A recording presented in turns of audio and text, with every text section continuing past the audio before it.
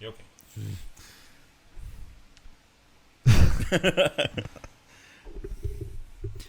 All right. Here we go. All right.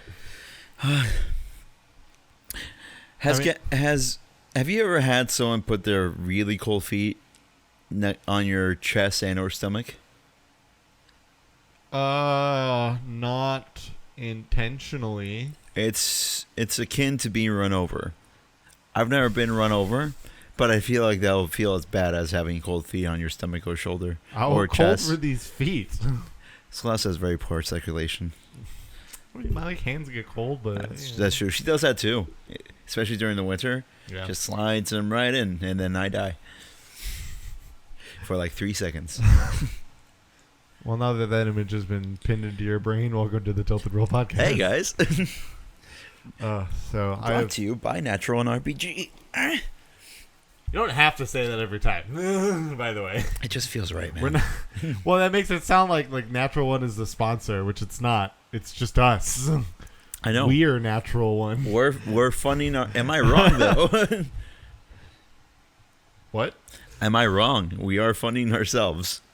Well, yeah, but I mean, like, it's not a sponsor. True. A But I sponsor just could be something like you, brand person that's watching this. No one's watching this. wizards, please, It's never happened. That's not happening. please. Not Wizard. anytime soon. No. We're working on it. Your phone just made a noise. Did it? Stop it. You just see me at work. Well, speaking of work, I've been trying to do a good amount of it recently. Oh yeah. How did that job go last week? The wedding I was at? Yeah. They went? Yeah, they were very nice. They were a great couple. Like, they were just both really energetic, super chill about everything. Mm-hmm. I guess we'll put the bride in the groom's position was, because they didn't put any labels to it, but they Okay. still like did the traditional roles kind of thing, which isn't abnormal. I've been to plenty of weddings that are like that too. Right. But she was like, especially like before the event, it's really funny the way different people like handle the nervousness before the ceremony. Mm-hmm. Because so I'll say the bridegroom, Bridegroom. so she was, she was, while she was very emotional, she's also very excited. And what was nice was the bride gave her this like really nice note to it. If you don't know, I work for a wedding venue, or essentially a wedding venue, but a venue called Grustic Manor 1848. So if you're in the Wisconsin area, you can check them out. It's a long drive for me to go there on some days, man. Pays well. It's worth it. And I do like working there. They're very nice being there. Hey, question. Yeah. Question from one former wedding photographer to a now current wedding photographer. Did they feed you? Yeah. That's good. They're a good couple. Well, generally the venue should. Generally any event person or any venue that is putting on the wedding should be feeding you. You would think, but unfortunately, I've been to some weddings where we're like, "Hey, thanks for the photos. You guys can sit over there while we eat." Mm-hmm. Like, where's our food? Yeah, you guys will be right over there. Yeah, no.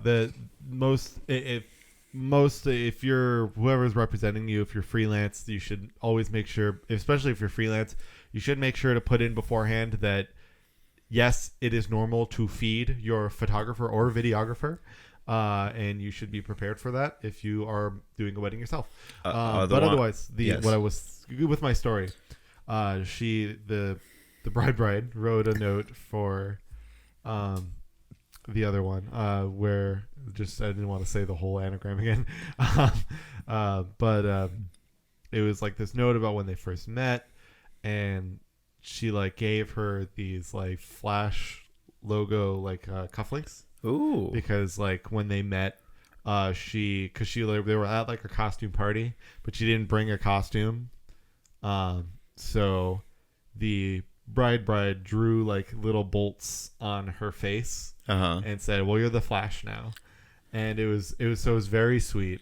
And it was a very like emotional like scene, It's like, I'm gonna But marry what this was woman one funny day. Yes. is because there's what's funny when you're like if you see this video whenever a Rustic Manor posts it or anything like that, you're gonna see a very emotional and very touching scene. Like I know what I'm gonna do with it and everything. It's gonna seem really touching. Also, well, it's my favorite part about being a videographer is every aspect of the behind the scenes part, which is they're like essentially kind of like their coordinator / flower girl coming to find me and just being like, hey, so she's gonna be reading a note. She's gonna be reading a note from the bride. I'll just say that. I won't say her name, but she'll be reading up from the bride. So you should definitely come in and capture it because it's probably gonna be emotional. And because it's funny, like when you see it in that frame, you're like, in a way, like you could think that it would disingenuine the aspect of like the aspect of things because you think like, oh, now they're set up to like be all emotional or try to cry. Mm-hmm. But you know, if it's really meant to be there, it shows up anyway. Right. Boy, did it. It was, but they were both really great. That was a really fun. That was the reason I like that wedding probably better than the last one. Was only because I didn't have to drive to multiple locations. Oh my God, they made you do that? Only sometimes. Our venue obviously does both do ceremonies, and the reception. But this couple, obviously, you're not forced to do both. If you book with them, you can just do the reception. But you. Because like some people want to get married in a church, which the other couple did. Yep. Before this, so they wanted to get married in a church that was nearby, but Buried it was far in a enough. church? Is it married? Sound like buried to The me. last time this happened, I was right, and I was like, maybe I could be wrong, and I was like, I was right. It was in an episode of Pokemon, I think. Yes. But but still they wanted. Some people want to get married in a church, so obviously that's their choice. They wanted to, so they did. But I like recording at our venue more because some churches have the rules about where you can film during the ceremony. Oh right. And what sucked is someone like the bride was coming up in the church. I just had to be like kind of in the front of the pews, but I had to be like hulking like this with my like 100 millimeter lens, like trying to catch her as she's in, and it's a manual lens, so I'm like this trying to get it because I don't have a follow focus, so I'm like on my while it's on my gimbal. Like it sucks. Where here, as the bride was coming up, I just stood in front of her and walked backwards because I could do that because we own the place. And then he crashed into the bridegroom. No, And then I did not. And then there was a kerfuffle, and then the bridegroom beat Marshall up in Mortal Kombat. I was very careful because specifically you don't want to walk. You only want to walk with them about halfway up the aisle. Because after about halfway, obviously you've pretty much got most of the shot you want, but then what you need to get, especially if you're a single shooter, if there's not more than one person shooting video, is you want to get I know why you're laughing. Let's relax here. But if there's only one person, if you're the only person doing video, what you would want to do is then once they get about halfway through the aisle, then you want to cut back, get to the side, and you want to get that shot then of them like either coming together or the groom obviously reacting to the bride being there. And that's the main part that really sucks when you don't have two videographers. Right. Is there's a lot of great groom reactions that can happen, but you miss that sometimes because you miss that initial reaction because the bride you got to catch the bride coming out. Yeah. They're the one that's more important. Sorry, most grooms out there, but traditionally they're the ones that are looked at as the most important. It's obviously the moniker is it's the bride's day. If you are in a situation where the bride does not nearly care as much as the groom or whoever's in either position, let the person know. But otherwise, as far as I was led to believe, obviously it was traditional kind of like way of thinking for marriage, of like the normal heterosexual marriage, where there's the bride and the groom, I was pretty much kind of giving the idea that at least the way it's laid out is traditionally the same. Where like, especially bride really cares. Obviously, the bridegroom also cared a lot. She was very emotionally invested. Right. But obviously, getting a lot of imagery of the bride was going to be important just to create a feel, because that's just usually the way it works. I don't know about you, man, but the camera's gonna be on me when I get married because I'm just the going to be like, no. Yes, because I'm the one wearing the dress. I'm the one walking out. That better be the case. If it's not the case now, I'm going to be very disappointed. It's gonna be me in the dress, all denim. Oh, that just sounds uncomfortable in every way. Sounds gross and uncomfortable. I've been made from all the old jeans I grew out of that I still have. Look terrible, and Celeste will laugh. Go to Goodwill, man. Take those to Goodwill. But yeah. But yeah, no. So it was very fun. Yeah. It was definitely very fun. Doing these is very tiring. Yes, it is. Like on the day of, obviously, like because you're never in like comfortable positions when you're standing and filming and whatnot. But they are definitely like they're very good, like pleasing shots. You can do a lot of experimentation. Mm-hmm. Because if like one shot didn't work, even if it was like a funny moment, it's like 100 other things happening at the same time. Exactly. So like if you could just turn around and see something that's either better or maybe not as good, but it's still another shot. So that at least the thing you tried to do, if it didn't work, you have this spare one. So there are some people that are like that kind of preach being really picky about when you shoot. Right. I maybe it's my like TV education, but I still somewhat err on the side of recording maybe a little more than I would like. And especially just because of cons where I a lot of times don't have enough. Yeah. That where I would like to do it when I can. You want to have that positive correlation of more is more. Yes. Just more is more. Yes. That sounds stupid, but it's you forget. It's very easy to forget when you're recording. Oh man. I can remember one of my favorite shots when I did video for that one wedding was there was a bunch of guys, and the last shot was just all of them with cigars in their mouths. The groom's party, country boy, so cigars. And there was a kid that was part of the groomsmen. So I was like, you know what? It would be funny because he was the son of one of them. Yeah. I was like, what if he's like grabbing onto the cigar, goes to put it up, and the dad just comes up, grabs it, rubs his head, like, no, puts it in there, and then we changed the dad out for the groom, so it was more relevant. Yeah, it would make it would attach it more. Yes, and it worked really well. Yeah. I just wish it wasn't so fucking cloudy. Well, cloudiness can sometimes work. I know, but this was like dark cloudy. Yeah.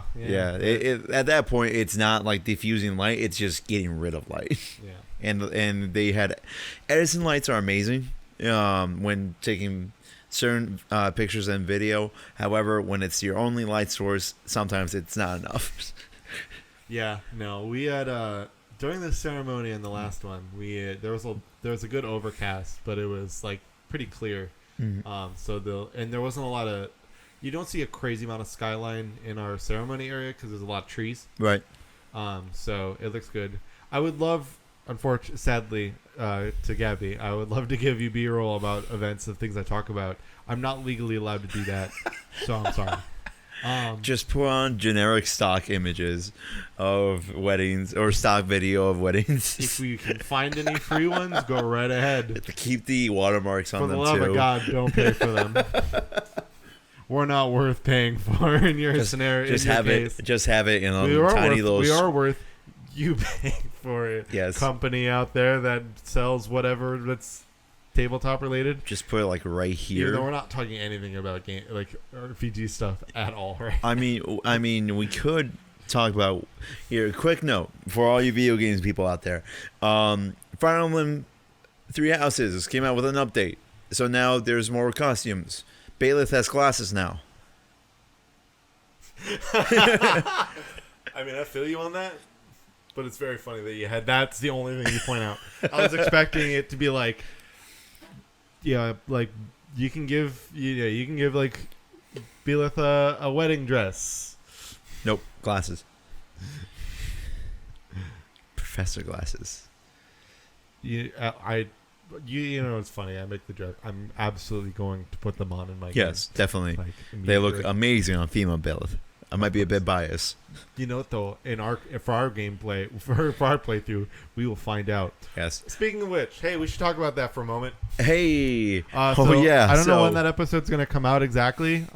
It's probably, I don't know if it's going to be before this or not. But if you have at all been watching our Fire Emblem playthrough, it's not dead.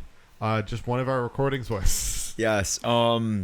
I don't know. We don't know what it was, but I suspect it was the fact that we scanned an amiibo halfway through.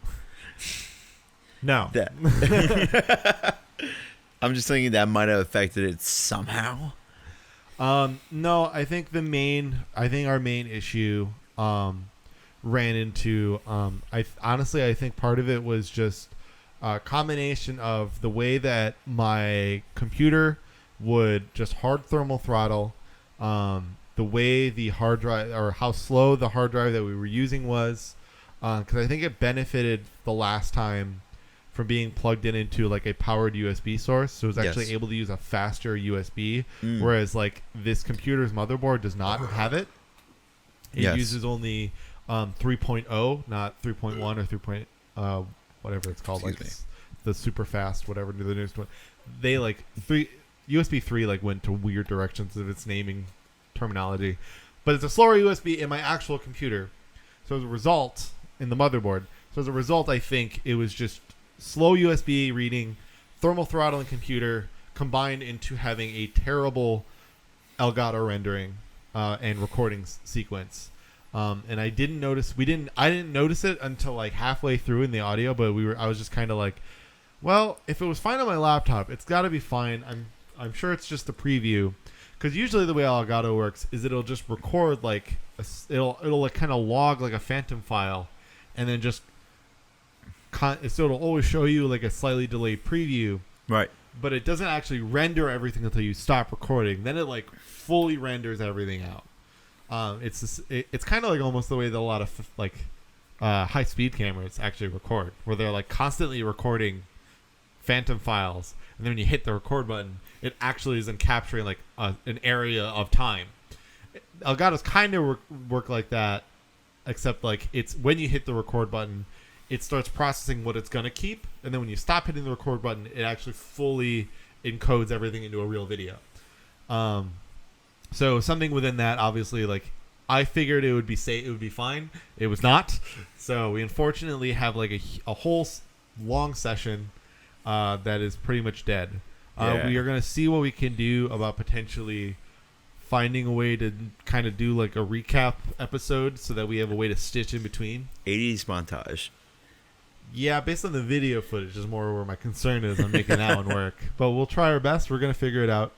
We'll fix it in post. We'll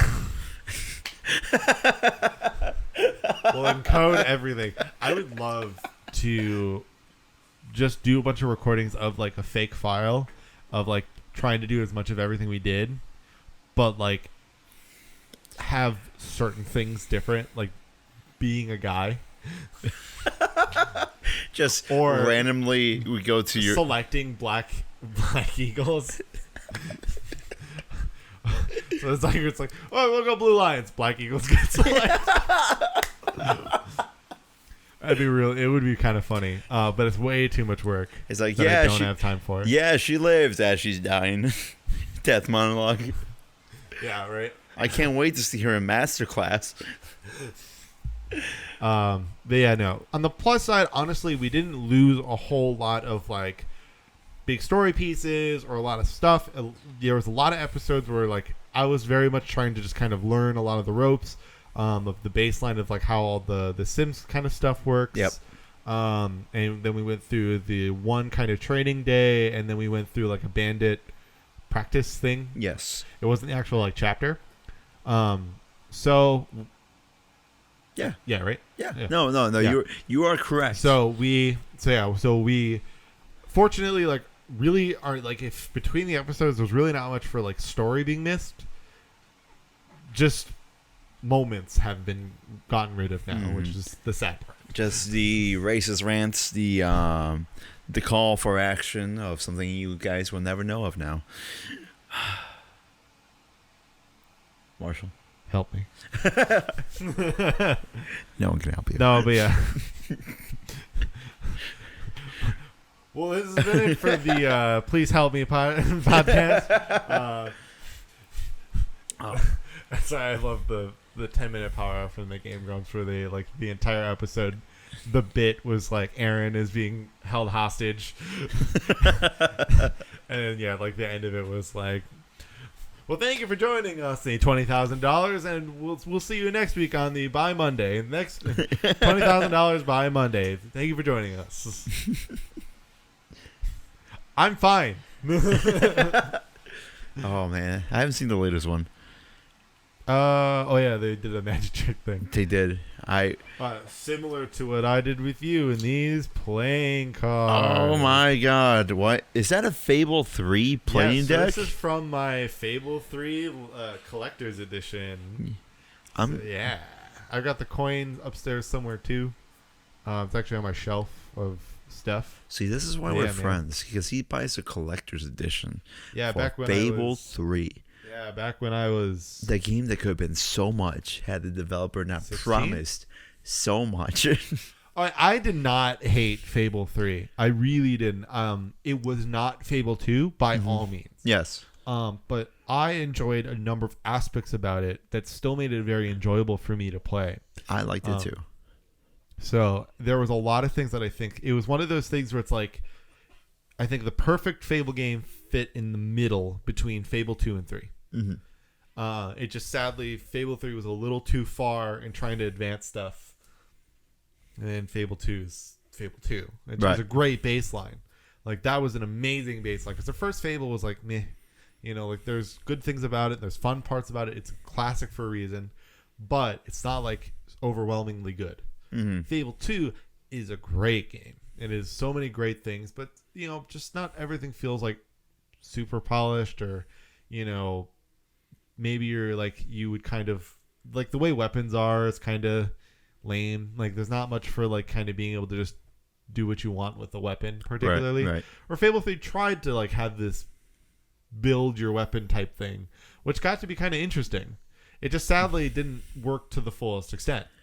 Unfortunately, but yes. And in the end, it still worked very much like Fable 2, where there is a best weapon no matter what, and even though the weapon you start with supposedly can be made better, it will never be made better than a weapon that you find later in the game. Mm-hmm. It just sadly is the way that it is. It's really unfortunate because I love games where like it's like you could constantly build up weapons, but if you keep this weapon that you start with, but you just like craft and build stuff, you know, it's an option. But if you craft and build stuff, you can make like the best weapon. It's why I never sell the first weapons you get in any RPG. Mm-hmm. I do. It's not even the bronze sword or the training sword and Fire Emblem Fates. Exactly. Got to keep that training That's sword. That's staying there forever. And I'm using that to build up skill. But no, my favorite. I love the game. That's true, yeah. I do love the fact that by the end of Fable 3, I was a real estate Mongol. I mean, that's at every end. That's at the end of Fable 2 as well. Like that's fair. Both the I don't know about Fable 1, how far in the real estate you could get. I actually have never played Fable 2. Oh, dude. Or Fable 1. So good. Or Fable Legends. We could skip Fable 2. Okay. What? Or no, we could skip Fable 1. Sorry. I'm like, wait. Brain went. I was thinking too far ahead. We could skip. You can skip Fable 1. Absolutely. It's funny. It is amazing what things actually tie in together. Oh, I'm sorry, Frank. The bowl is empty. Frank, that's not a water bowl. For context, Frank has just went from his bowl into Marshall's messenger bag. Yeah, we went into my camera bag. Doing the exact same motions. Like as if he was going to eat or drink out of it. Realized nothing was also in there. I was kind of laughing. He pulled out a lens and just carried it off. The only things that are in there are my wireless lav receiver and transmitter. And my ND filters. And your kilo of cocaine. What? No, but I do. Yeah, Fable 2 is a great game though. You definitely should play that at some point. There are so many like games I would love to play with you on like the show and stuff, but we have such little time. I know. Like you expressed your interest for Chrono Trigger. You would have to play that before Yes. Chrono Trigger. I would easily just find a way to play Fable 2 on your own. Yes. Like easily. Chrono Trigger we have to play on. We have to play a Metal Gear Solid game just to have reactions and just us repeating everything with them. Like Metal Gear. It's not an RPG though. Metal Gear. No. Well, it can be. If we I don't know about that. of course, Russian Roulette still the last game we're probably going to play. The greatest role-playing game of all. Who will have a role in the other's homicide? Join us next week. No, yeah. So I don't just randomly have these cards out. I actually use these when Franny came in. I just handed them. I was just like, "All right, here, pull the card from the deck." He pulled the Six of Hearts. well, initially he pulled the King of King, Clubs, yeah, the king. which I immediately said, "Oh, not that one," and then just had him pick the next card. There wasn't a reason. Like I didn't stack the deck in any way. It was just like that was the one card I didn't want him to pull. And I was like, I didn't want to, because I had to grab the deck quickly before I shelved it. I wasn't going to search through all the cards to find it because I was just like, screw it. It's 1 out of 53, right? Not even 55 because both the Jokers are in there. So it's like 1 out of, the whole pack. Like, how is he going to get that one card? What are the chances that one card is the top one? There it is. Apparently I'm too good at shuffling. It's my dumb luck, man. I keep telling Celeste, you may be good at mini golf, but I have dumb luck. And sure enough, I beat her at mini golf. Through dumb luck. Yes. Perfect. She just couldn't get one hole in, and I'm like, ding, hole in one. There you go. And that won the game for me. Sorry, Celeste, I love you. If you want to know why I had him pull from the deck and we are ignoring this card, but instead we're using his Six of Hearts, you can find out on the VOD of the Ever Crescent Moon. Yeah, this is coming in the week after. Oh, yeah, this is coming out. We were recording a number of these episodes ahead of time so that we can try to do have human good things. times for our editor so that she's not have to constantly rapid fire edit these things. Hey, Gabby, I know it's been like a few weeks since I've seen you alive. I hope you're doing okay. Well, if you come on Saturday, you can see her then. I hope to. We'll see. Well, I already know you're doing one thing on Saturday. That's true. And I'm going to be there. So. All right. Now, ladies. God, at what point will Andre 3000 jokes not no one will get it? At what point will that happen? Because that was something that happened to me horribly when I was a coach. Yeah. I was a debate coach. I made a joke about 303.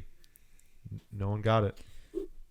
And that made me really sad. I think I talked about this on a podcast before, actually.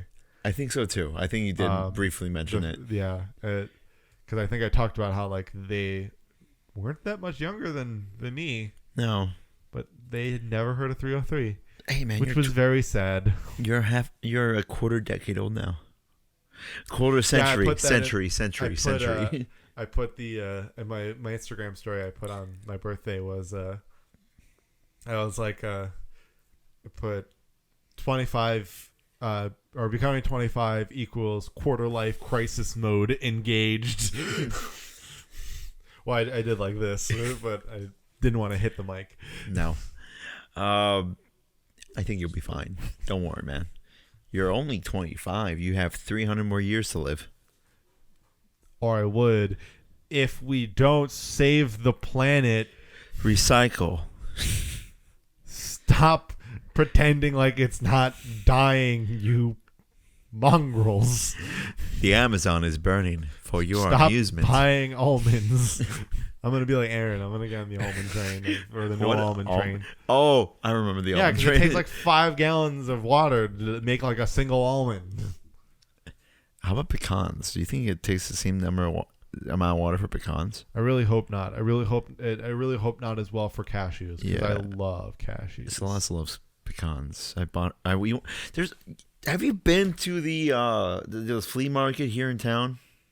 Yes. I've been there a lot of times in my life. That's fair. To be fair, I just moved Because- recently to his town, so now I'm learning everything about Yeah. it.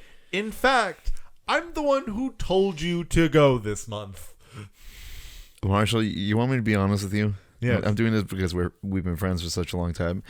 I had forgotten you told me to Yeah. go. I was immediately like, hey, there's a great flea market once a month during the summer, between June and September. Eventually, like, when you're here for longer, you can go to some places around town and they'll have calendars, so you'll never miss the date. Yeah, that went out the window, I guess. Yeah, I think I gave you that. Yeah, I'll check it out.